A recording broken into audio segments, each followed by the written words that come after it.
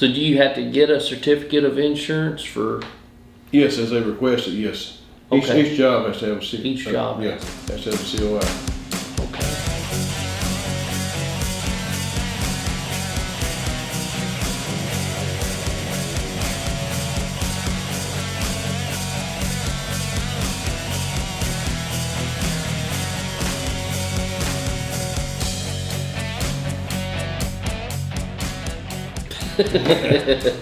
Nice.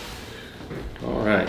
So Jeff Spencer, we were talking about the different types of insurance you might need, different types of bid or bonds you might need. And one of the things we were talking about is, just insurance for a project. Where do you go to get this insurance for your construction company? You go to Allstate?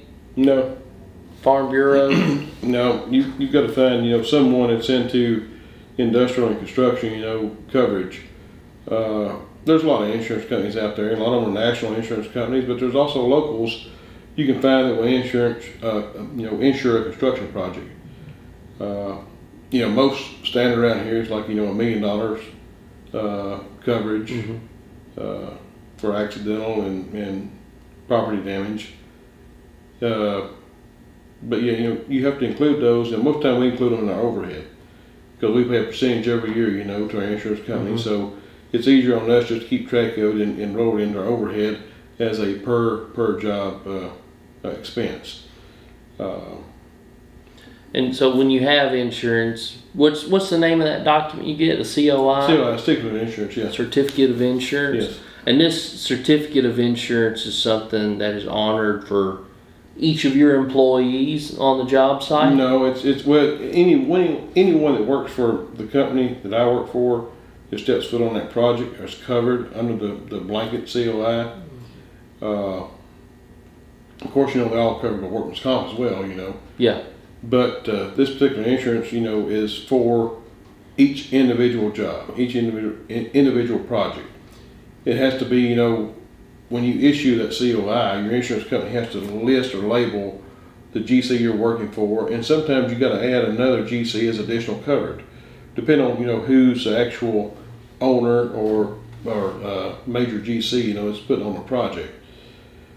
Us as a sub, we may be like a 2 or 3 tier sub under the initial GC, but they require everyone to carry their own insurance. Every once in a while, you get a special situation where this particular project may, require $2 million coverage. The conditions may not be as favorable, Right. or the project's bigger. It's just they want that, coverage, just in case, they make sure everything is covered for. It could possibly pay off, the majority of the project if something goes wrong. But in certain instances, you have to allow for that in your pre-bid calculations. You need to add, for that extra cost for that initial, certificate of insurance for the extra coverage.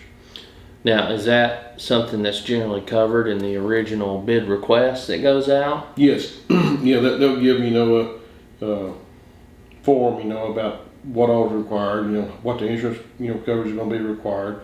So if you read your documentation that's provided to you, you'll know up front if it's going to be an additional charge on insurance coverage. Now, would it, so when I think of insurance, I've got homeowners insurance, car insurance, obviously injuries would be covering like medical expenses on that site. And Right. You got your workman's comp for if it puts them out of work for an extended period of time. What about if, tornado blows through the job site while you're working on it? A lot of times those stuff are unforeseen or a natural cause, and then at that point, it's to where you could receive additional payment, as far as like a change order or something goes. If it's damage to the property or equipment, then your insurance company should cover that.